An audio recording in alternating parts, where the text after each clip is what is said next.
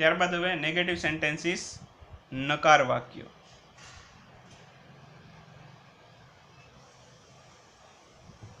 તો મિત્રો સૌથી પહેલા તો વાક્ય રચના જોઈ લઈએ. સબ્જેક્ટ પ્લસ ત્યારબાદ ડુ કે ડઝ. સબ્જેક્ટ પછી તરત ડુ ડઝ, પછી નોટ, ડુ ડઝ પછી નોટ, અને પછી ક્રિયાપદનું મૂળ રૂપ એટલે કે વી. ઓકે, ક્રિયાપદનું મૂળ રૂપ. જ્યારે હું વી લખું ત્યારે ક્રિયાપદનું મૂળ રૂપ સમજવાનું. ઓકે, ત્યારબાદ ઓબ્જેક્ટ અને અધર વર્ડ્સ. ઓકે, તો આ એની નકાર વાક્યની વાક્ય રચના છે. પણ કેના માટે? સાદા વર્તમાન કાળ માટે. ઓકે, કેના માટે? સાદા વર્તમાન કાળ માટે નકારની વાક્ય રચના. હવે નિયમો જોઈ લઈએ. સોરી, એક્ઝામ્પલ પહેલા જોઈ લઈએ. રમેશ ડઝ નોટ, જો Ramesh does not play cricket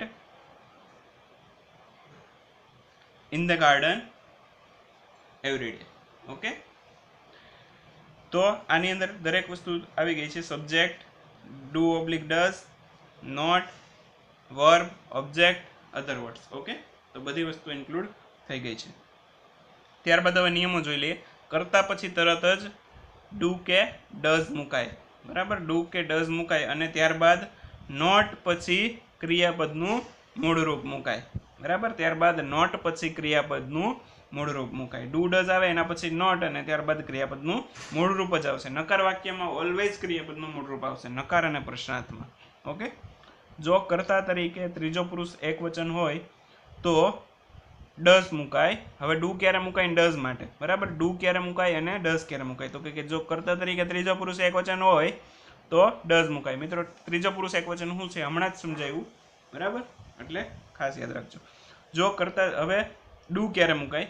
તો જો કર્તા તરીકે ત્રીજો પુરુષ એકવચન ન હોય, એની સિવાયનું કોઈ પણ હોય, ત્રીજા પુરુષ એકવચન સિવાયનું કોઈ પણ હોય, તો શું મૂકવાનું? ડુ મૂકવાનું. તો હવે થોડાક એક્ઝામ્પલ જોઈ લઈએ. આઈ. બરાબર, તો આઈ છે ત્રીજા પુરુષ એકવચનની અંદર ઇન્ક્લુડ થાય? ન થાય. તો એમાં શું લગાડ્યું મેં? Do. I do not go to temple every day.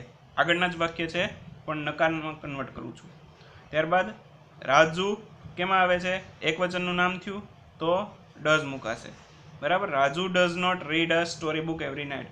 Raju દર રાત્રે વાર્તાની ચોપડી વાંચતો નથી. ત્યારબાદ Rahul does not eat an apple every morning. Rahul પણ ત્રીજા પુરુષ એકવચનમાં ઇન્ક્લુડ થાય એટલા માટે ડઝ. બરાબર, not eat an apple every day. ત્યારબાદ the sun does not moves around the earth. બરાબર, સૂર્ય, પૃથ્વી સૂર્યની આસપાસ ફરે છે પરંતુ સૂર્ય છે એ પૃથ્વીની આસપાસ ફરતો નથી. એટલા માટે આપણે નકાર બનાવવો હોય તો આવી રીતે બનાવી શકીએ કે the sun does not moves around the earth. Okay, એટલે આપણે યાદ રાખજો મિત્રો, અહીંયા મેં સનાતન સત્ય વાક્યનું નકાર નથી બનાવેલું મિત્રો, એટલે ખાસ જોજો, મિસ્ટેક ન થાય.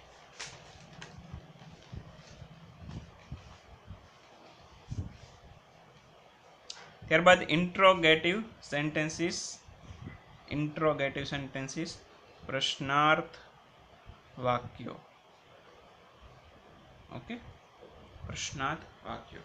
હવે પ્રશ્નાર્થ વાક્યની સૌથી પહેલા વાક્ય રચના જોઈ લઈએ. સૌથી પહેલા સ્ટાર્ટિંગ કેનાથી થશે? ડુ અથવા તો ડઝથી. ત્યારબાદ સબ્જેક્ટ. બરાબર, ત્યારબાદ ક્રિયાપદનું મૂળ રૂપ, ત્યારબાદ ઓબ્જેક્ટ, ત્યારબાદ અધર વર્ડ્સ અને ત્યારબાદ લાસ્ટમાં ક્વેશ્ચન માર્ક્સ. ઓકે, તો હવે એક એક્ઝામ્પલ જોઈ લઈએ. Does Ramesh play cricket in the garden every day?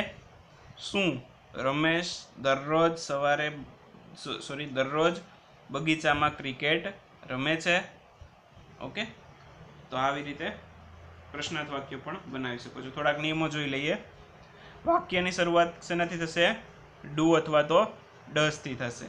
હવે ડુ ક્યારે મૂકવું, ડઝ ક્યારે મૂકવું એના નિયમ આપણે હમણાં જ જોયા. જો ત્રીજો પુરુષ એકવચન હોય તો શું મૂકવાનું?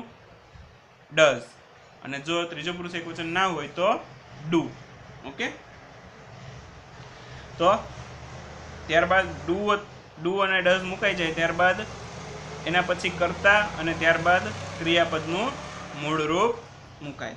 એટલે આની અંદર પણ પ્રશ્નાર્થ અને નકારમાં ઓલવેઝ ક્રિયાપદનું મૂળરૂપ આવશે, સાદા વર્તમાન કાળના છે, બરાબર. પછી બીજો કાળ આવે એટલે નિયમો બધા ફરી જશે, એટલે આ બધા નિયમો સાદા વર્તમાન કાળ માટેના છે, દરેક કાળમાં એકને એક નિયમ એપ્લાય ન કરી દેતા. ઓકે, ત્યારબાદ એક્ઝામ્પલ જોઈએ. Do I go to temple every day, શું હું દરરોજ સવારે મંદિરે જાઉં છું.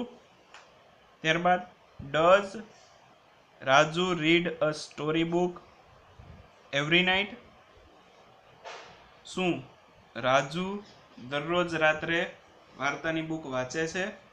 Does cow give us milk, શું ગાય આપણને દૂધ આપે છે. તો મિત્રો અહીંયા તમે જોઈ શકો છો કે પ્રશ્નાર્થ અને નકાર હોય ત્યારે આપણે એસ તો ભૂલથી પણ નથી મૂકવાનો. પ્રશ્નાર્થ અને નકાર હોય બરાબર ત્યારે એસ ભૂલથી પણ નથી મૂકવાનો ક્રિયાપદની પાછળ, કેમ કે આગળ ડુ ડઝ આવી જાય પછી ક્રિયાપદની પાછળ એસ મૂકવાનો હોતો નથી. પણ જો સિમ્પલ સેન્ટેન્સીસ હોય બરાબર તો એની અંદર ભૂલથી પણ ડુ ડઝ નથી વાપરવાનું. ઓકે, તો એટલું ખાસ યાદ રાખજો મિત્રો. તમને અમારા લેક્ચર પસંદ આવતા હોય તો જરૂરથી શેર કરજો, લાઇક કરજો અને સબસ્ક્રાઈબ કરજો. જો મિત્રો અમારો લેક્ચર ગમ્યો હોય તો જરૂરથી લાઇક કરજો, અને ન ગમે તો જરૂરથી ડિસલાઇક કરજો, પણ કરજો જરૂર.